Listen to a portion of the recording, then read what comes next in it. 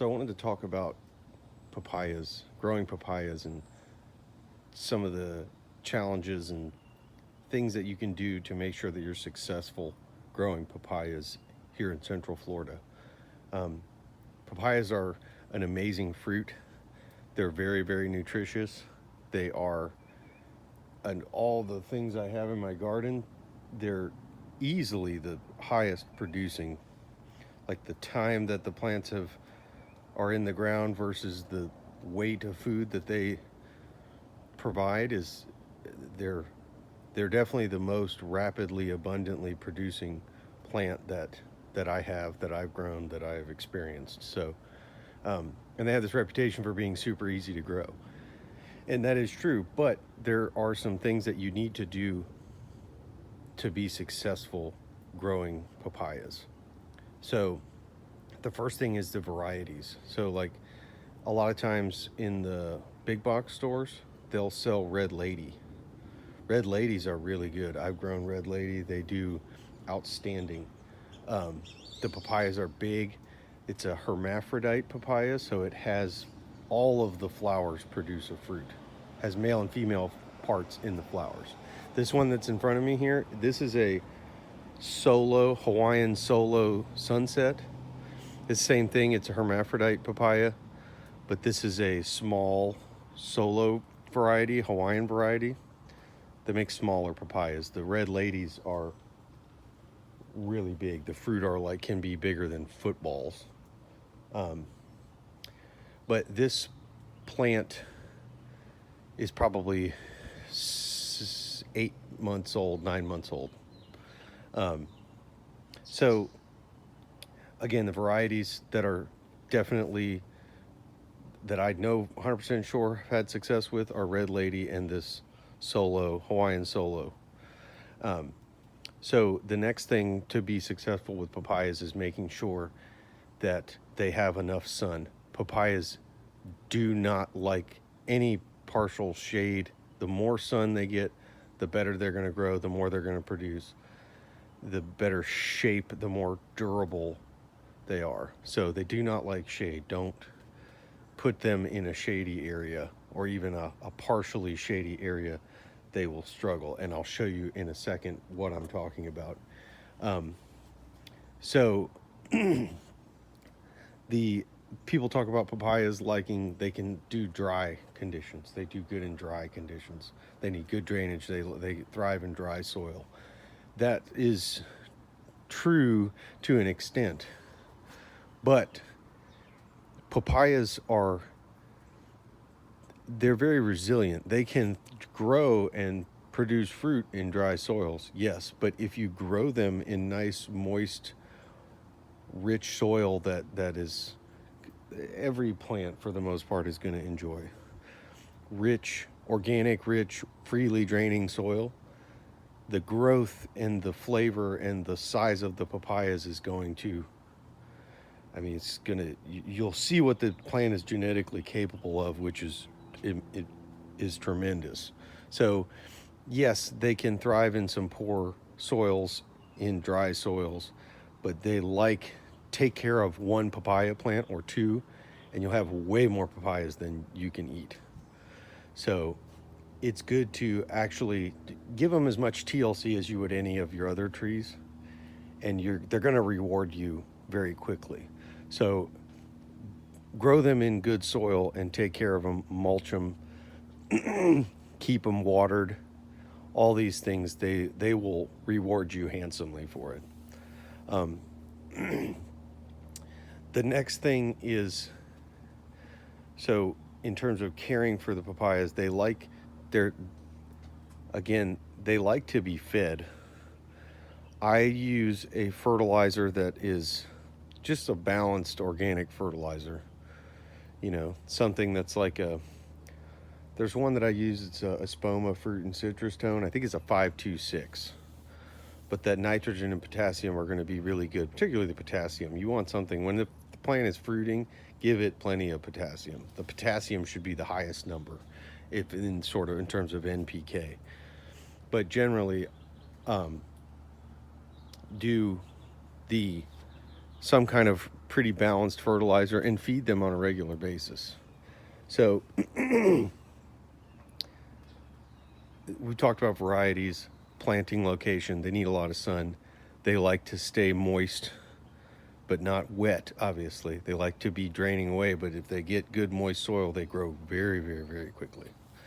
But I wanted to discuss, in terms of being successful, there's a couple challenges that you will run up against with papayas here in Central Florida. There's two things that have caused me a lot of issues.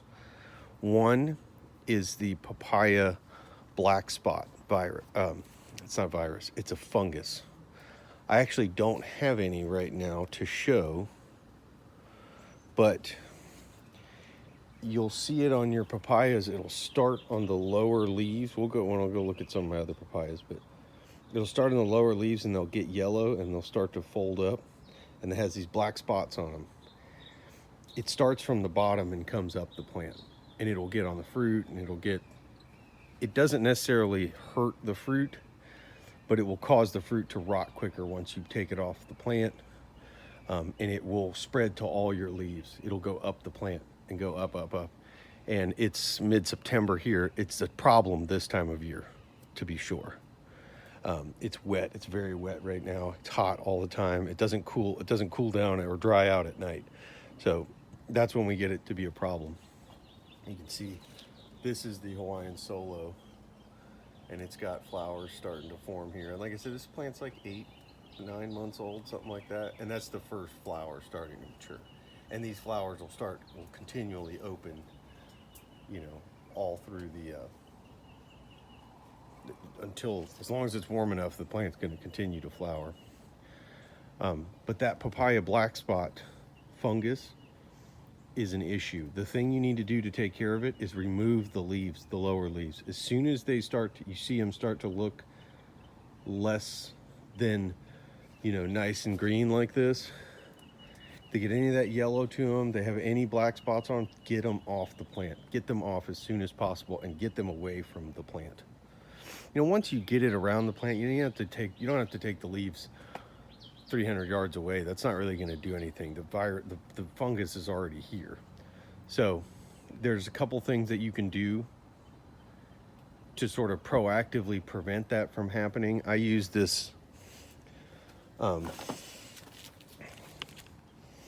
this Monterey complete disease control, as well as you can use like liquid copper, but I like this one because it's a little less harmful than copper is.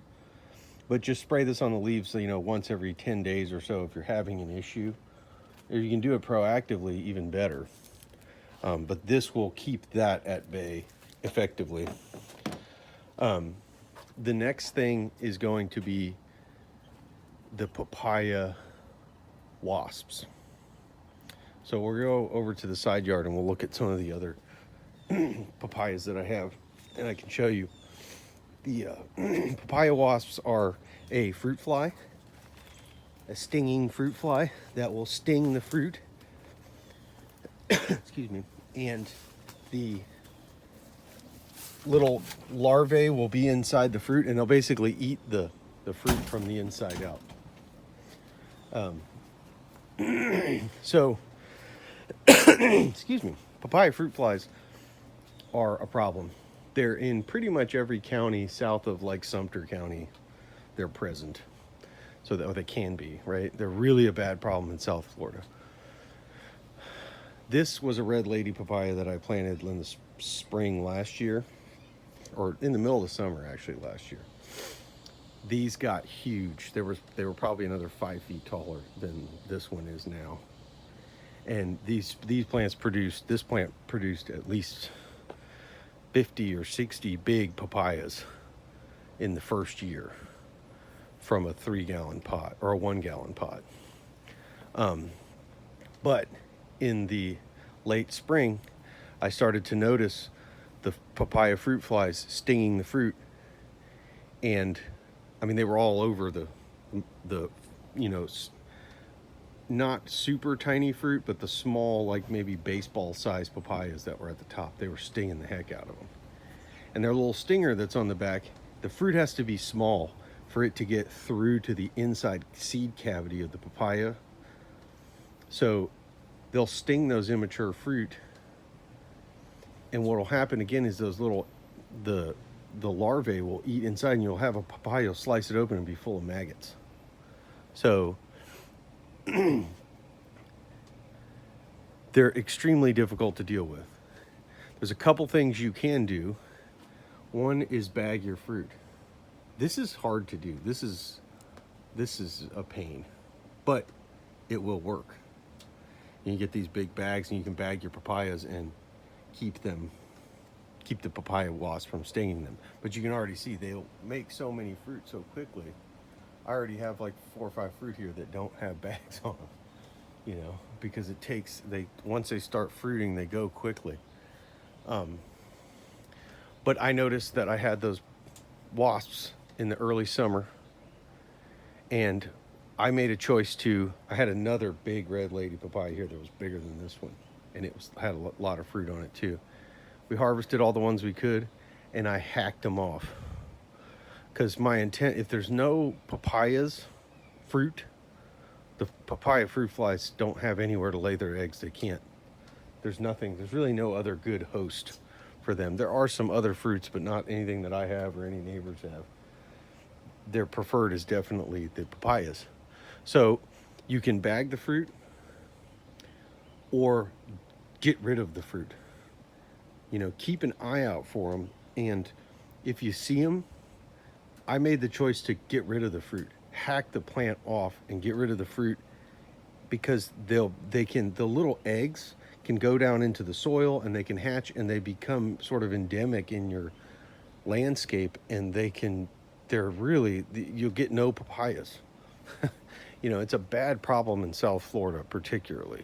So I made the choice to take the top off my papaya trees and see if they'll resprout. So they did. I took a PVC cap, I cut this one off right here, and I took a PVC cap and I put it over the top to prevent the rain and everything from getting down in it. So it resprouted. And this is kind of just in general, you can prune papayas like this. If it gets cold damage, you can do the same thing. You can cut it off and it'll resprout. But papayas, I don't know if I can get it in there to see. The trunk is hollow. It's hollow. It's actually not a tree. It's like a big weed. You know what I mean? So the trunk is hollow. So what I did was I cut right here. I capped it, and I got this sprout right near the top, which that's ideal. It's right near where I made the cut, which was like here. And that decay started to happen around this area. But I left this stem and this stem, and there's a couple small ones down here. And you can see the intent, this one's taken off. And you can see all this new tissue that's laid down here and all around the edges here. So I left this one. This one I don't even really want for fruit. This is the one I'm going to depend on for fruit. And all this vascular flow is intact here. So all this tissue is alive right here. I cut out all the dead, decayed tissue, but it'll start to rot down, and all this is living. So you can prune papayas successfully, but you got to be careful to, this limb, this new shoot will support as many papayas as the old one did. Because as you can see how it's attached, and we've got good flow, good expansion all the way around here. This is a firmly attached stem. So that goes for cold damage as well. If you're going to prune back a papaya, when you prune it, make sure you want to keep that living tissue 360 degrees around the trunk. And you may need to leave another limb, at least temporarily, to establish that. So now I've got living tissue all the way around here. So this is not going to continue to decay. So I say all that to say that for papaya wasps, one of the best things you can do is just get rid of the fruit and take a break. As much as that sucks, because I would have had been harvesting papayas all summer, but I cut it off and I wasn't harvesting papayas all summer, which again is unfortunate, but I don't want to have that repeated pest pressure. I don't want to have that. Those things were bad. You know, opening up those papayas and seeing the maggots in them was gross and disappointing. So the papaya wasps bag your fruit, and just if you see them, get rid of those fruit. And like I said, either bag them or start to, prune the plant. I chose to cut this one off too because the plant was getting, like, the fruit were up there where the top of the plant is, like the lowest fruit when that was happening. So the plant gets so tall, it's like it's too hard to harvest. So I chose to, again, bring it back down, and then we'll start again. So this is a good management practice if you're going to be successful in Central Florida, where we do get some cold, we get the papaya wasps, that kind of thing. You can keep a papaya around for more than a few years if you do this, if you can successfully prune it and cut it back, because the same exact thing could happen if it froze back. I could cut it back and resprout it exactly the same way. So what's important there is to know when you cut it back is to find a resprout, and these sprouts keep this vascular flow going to this tissue in here. It keeps it alive. So you need to prune it back to the living tissue, right? And keep this tissue alive. Like, that's the whole goal if you're going to prune it, and get out all that dead wood and let it, because now that I've pruned this out, this will start to eventually roll up, and it'll start to roll in and close itself in. It may end up staying open for another year or more, but this is living tissue. It's not rotting. There's no decay right there. So, oh, look here. See this right here? That is the papaya black spot that I was talking about. So the thing to do is just come in here, take that leaf off. I could spray it, and I probably will later. But the thing to do is come in here and look and see it's all over these lower leaves. I've got black spot forming. So come in here and take this opportunity and take those leaves off. They're getting shaded by the upper leaves anyway. We'll take that one too. And we'll get a little bit more airflow, right? So you got to take those leaves off that have that black spot, and then I'm going to get in here and spray the underside of all these leaves with that fungicide that I showed you. So I was also talking about papayas liking sun. This is another one of those solo papayas. Same exact age, planting time as the one that I showed you in the front yard. And look at how spindly it is. I mean, it's still growing well, but like, look at the base of this one. And it has no flowers on it. The leaves are puny. There's another one right over here. Same exact thing.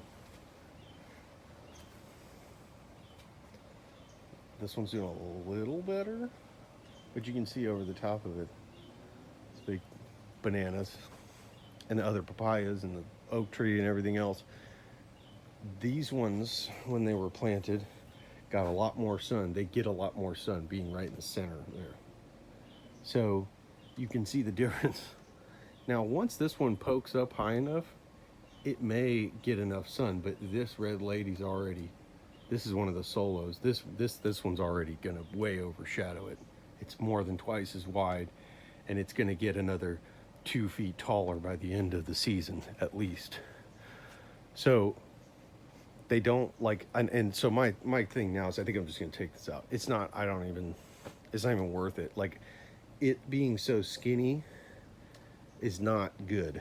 I want it to be stout and thick trunk, because that's what's going to be able to hold up all those fruit and also resprout if it gets cold or whatever. So I'll probably leave this one for a little while longer. It's less in the way, and in the winter time when the sun gets lower, this is going to get a lot more sun in the spring and winter. And it's got the bananas overhead. This one may do better than this one will.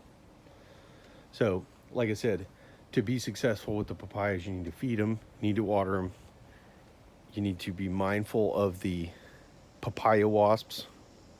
Oh, there's there's like a little wasp flying around my plant right now. I don't think it's a papaya wasp though. And then the last thing is cold. Cold will knock out your papayas. It gets cold enough here in Central Florida to take out a papaya tree. Occasionally. This last year, we had multiple nights like 30 degrees, 31. So what I did is there was another papaya here.